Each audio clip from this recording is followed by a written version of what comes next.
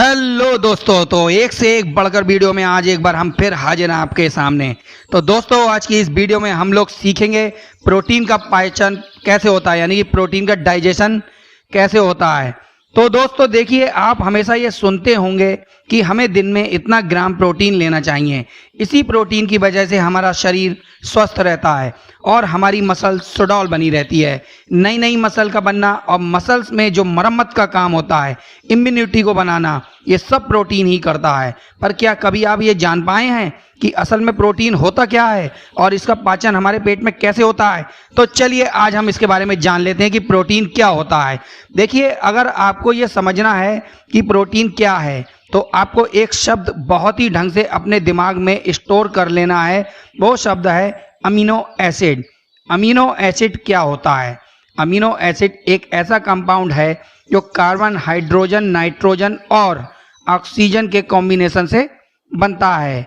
और अब देखिए, जब यही अमीनो एसिड आपस में मिलकर एक शॉर्ट चेन बना लेते हैं, मतलब कई सारे अमीनो एसिड आपस में मिलकर एक पेप्टाइड बॉन्ड के थ्रू आपस में जुड़ जाते हैं, तो ये एक अलग तरीके का ही मॉलिक्यूल बना लेते हैं जिसे पेप्टाइड कहते हैं।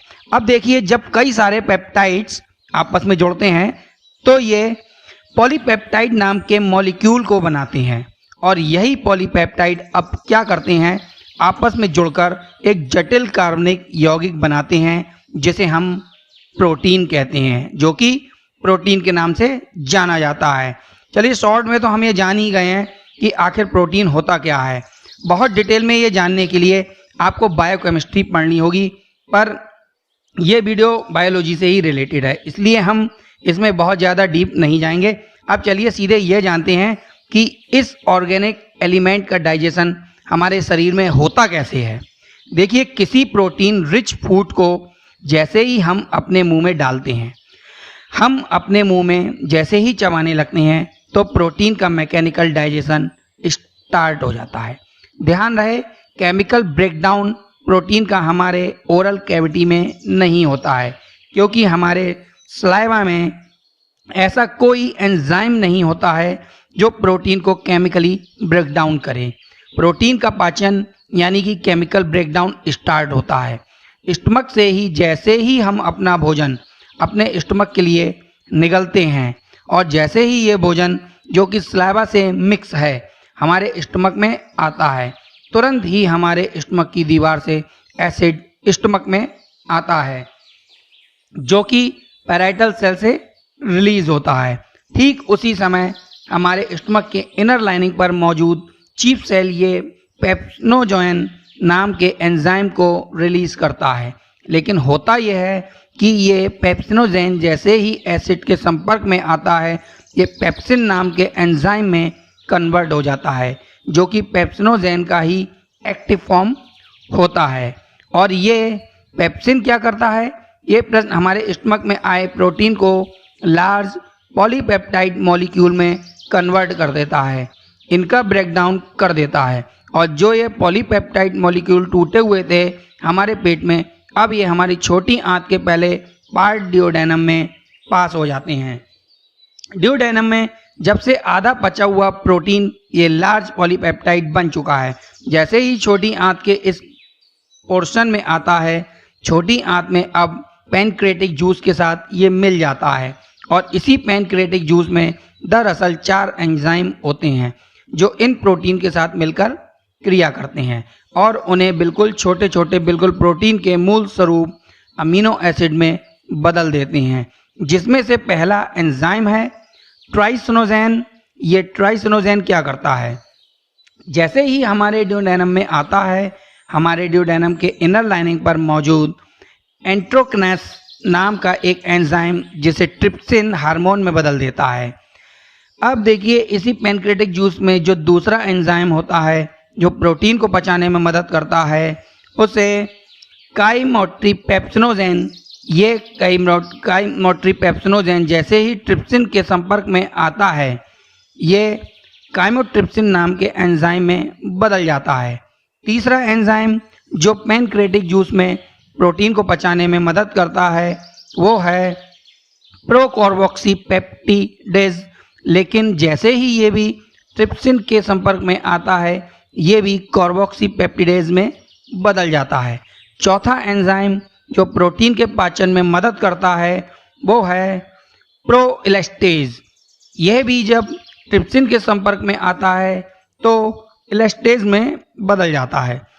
अब देखिए हमें पता चल गया है कि पैनक्रेटिक जूस से आने वाले एंजाइम ट्रिप्सिन, काइमोट्रिप्सिन, कार्बोक्सीपेप्टिडेज और इलेस्टेज जैसे एंजाइम में बदल चुके हैं। मैं आपको शॉर्ट में ये भी बता दूं कि इन सभी चारों एंजाइम का काम ये होता है कि ये एंजाइम जो हमारे पेट में लार्ज पॉलीपेप्टाइड आए थे उन सभी को ये छोटे छोटे स्मॉलर पेप्टाइड्स में तोड़ देते हैं, जैसे डाइपेप्टाइड्स, ट्राइपेप्टाइड्स और अमीनो एसिड में, जिसमें पेप्टाइड्स के 2 या 3 मॉलिक्यूल्स आपस में जुड़े रहते हैं। अब देखिए हमारी छोटी आंत के ल्यूमेन में हमें पता चलता है कि डाइपेप्टाइड्स, ट्राइपेप्टाइड्स और अमीनो एसिड आ गए हैं। होता यह है कि इसी छोटी आंत के इनर लाइनिंग पर कुछ एब्जॉर्प्टिव सेल होते हैं।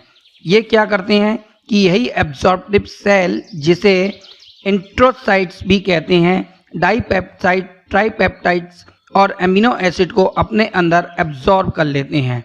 इन इंट्रोसाइट के अंदर एक एंजाइम होता है पेप्टिडेज। ये क्या करता है, इन सभी टाइप के डाइपेप्टाइड्स, ट्राइपेप्टाइड्स और अमीनो एसिड में तोड़ देता है और फिर जैसे ही जो प्रोटीन हम खाए थे वो पूरी तरीके से अमीनो एसिड टूटने में वो सीधे हमारे ब्लड में एब्जॉर्ब हो जाता है। यानी कि जो अमीनो एसिड हमारे जो टूटता है वो सीधे हमारे ब्लड में एब्जॉर्ब हो जाता है।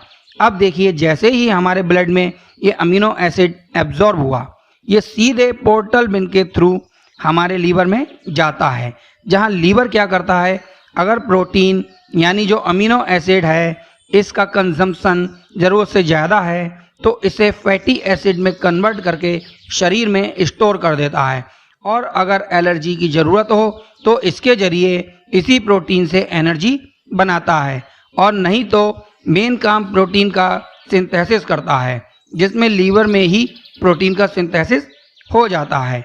कुछ जो ब्लड प्लाज्मा के लिए ज़रूरी है वह अमीनो एसिड में वहाँ चला जाता है, कुछ जो मसल की मरम्मत के लिए ज़रूरी है वहाँ पर, कुछ शरीर की ग्रोथ के लिए। ऐसे करते करते प्रोटीन पूरे शरीर में बंट जाता है। देखिए अमीनो एसिड की संख्या कुल 20 होती है, जिसे कुल 2 भागों में बांट दिया गया है, एक एसेंशियल अमीनो एसिड और दूसरा नॉन एसेंशियल अमीनो एसिड। ये जो नॉन एसेंशियल अमीनो एसिड होते हैं ये हमारे शरीर में ही बन जाते हैं, पर जो एसेंशियल अमीनो एसिड होते हैं असल में इन्हें हम फल, सब्जियों आदि चीज़ों से बाहर से लेना पड़ता है, ये हमारे शरीर में नहीं बनते हैं। ये एसेंशियल अमीनो एसिड संख्या में 9 होते हैं। तो दोस्तों आज की इस वीडियो में हम लोगों ने जाना कि प्रोटीन का पाचन, डाइजेशन कैसे होता है। दोस्तों इसी तरीके की और भी वीडियोस देखने के लिए चैनल को सब्सक्राइब कीजिए, लाइक कीजिए और शेयर करना बिल्कुल मत भूलिए, क्योंकि इस चैनल पर आपको नो बकबक, नो फालतू की बातें, सीधे आपको काम की बातें होती हैं।